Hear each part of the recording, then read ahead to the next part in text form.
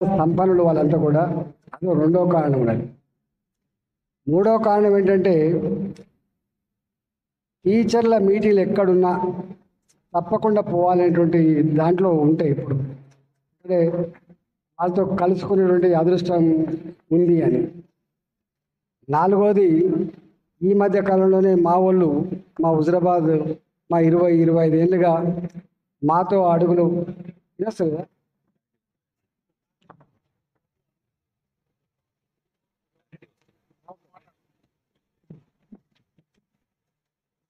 మా వాళ్ళు హుకుం జారీ చేసిండు, మమ్మల్ని మొత్తం వదిలిపెట్టిపోతావా, 15 రోజులకోసారో 20 రోజులకోసారో రావా అని చెప్పి హుకుం జారీ చేసింది. కాబట్టి ఆ హుకుం జారీ చేసిన కార్యకర్తలు ఇక్కడ ఉన్నారు కాబట్టి అదొక కారణం. మురళి గారు, వారి రిటైర్మెంట్ ఫంక్షన్, ఈ కార్యక్రమాల్లో పాల్గొన్న పెద్దలు ప్రభాకర్ రెడ్డి గారు, మొన్న కాంటెస్టెడ్ అభ్యర్థి మహేందర్ రెడ్డి గారు, కరుణాకర్ రెడ్డి గారు, జైపాల్ రెడ్డి గారు, రాఘవరెడ్డి గారు, మా కొండలరెడ్డి గారు, టీచర్లందరికీ పేరు పేరిన, మాతో వచ్చిన చంద్రశేఖర్ గారు, మైపాల్ గారు, మీడియా మిత్రులకి, మా సహచరులకి, ఉపాధ్యాయులందరికీ నమస్కారం. ఈ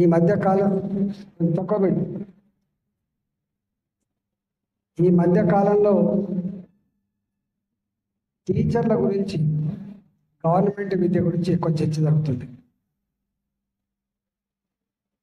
ప్రైవేటు విద్యకు పంపించిన పేరెంట్స్, తక్కువ చెయ్యి, సౌండ్ ఎక్కువైంది అసలు.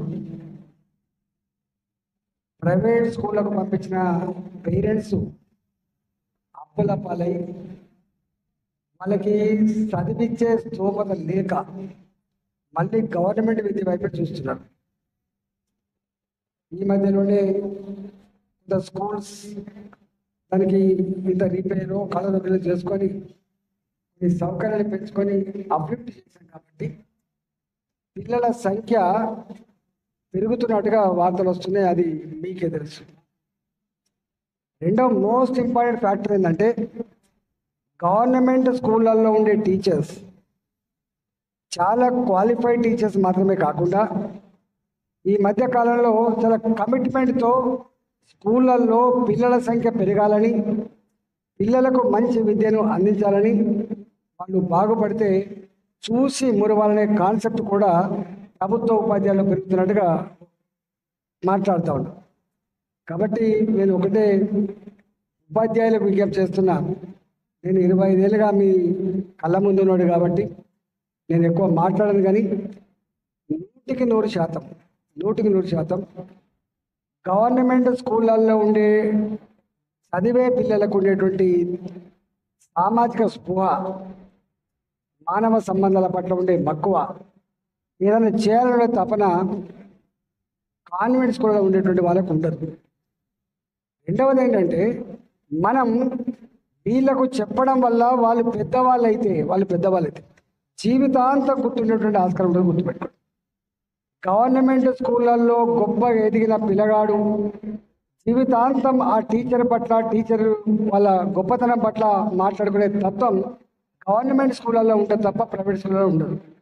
ప్రైవేట్ స్కూల్ ఎన్నటికి కూడా వాళ్ళకు వాటికి చదువు చెప్పిందా, పైసలు ఇచ్చి చదువు చెప్పిండ్రు, ఫీజు కట్టకపోతే నిలబెట్టిండ్రు, క్లాస్ రూమ్కి రాలేదనేటువంటి ఒక అవమానం ఉంటుంది తప్ప గవర్నమెంట్ స్కూళ్ళల్లో అట్లాంటి స్థితి ఉండదు.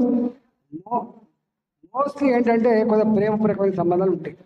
కాకపోతే ఏంటంటే మా టీచర్ గ్రామాలలో ఉన్నప్పుడు ఒక మాటలో చెప్పాలంటే అన్ని మంచికి వాళ్ళే కేంద్ర బిందులో ఉండేది. గ్రామంలో టీచర్ ఉన్నప్పుడు ఏదైనా చిన్న సమస్యలు వచ్చినా, అది కుటుంబపరమైన సమస్యలు కావచ్చు, సామాజిక పరమైన సమస్యలు కావచ్చు, చైతన్యవంతమైన సమస్యలు కావచ్చు, వాటన్నిటికీ కేంద్ర బిందువు మా టీచర్ ఉండేది. కాకపోతే ఆ టీచర్లు గ్రామాల్లో ఉండకపోవడం పెద్ద లోటుగా కనబడతా ఉంది. నేను చూస్తున్న 60 కిలోమీటర్లు 70 కిలోమీటర్లు 4 టీచర్లు కలిసి అనంకొండ నుంచి రావడము, లేకపోతే హైదరాబాద్ నుంచి రావడము, ఇట్లాంటి వాతావరణం ఉంది.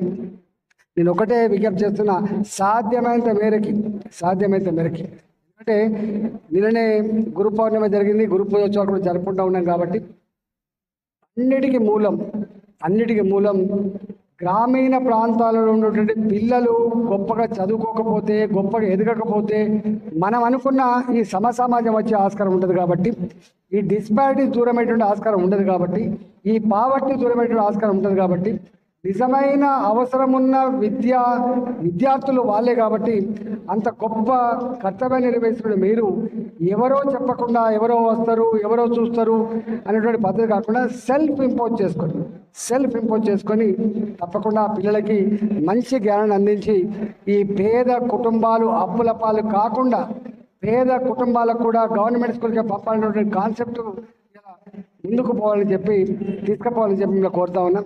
నేను ఒక ప్రతిపాదన కూడా పెట్టుంటే ఈ 250 బీసీ రెసిడెన్షియల్ స్కూళ్ళు, ఎస్టీ రెసిడెన్షియల్ స్కూల్స్ అప్పుడు నేను ఒక ప్రతిపాదన పెట్టాను.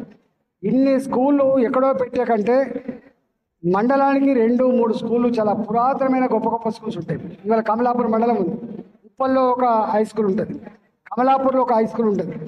అలాంటి హై స్కూళ్ళకి 3 ఎకరాలు 4 ఎకరాల భూమి కూడా ఉంది.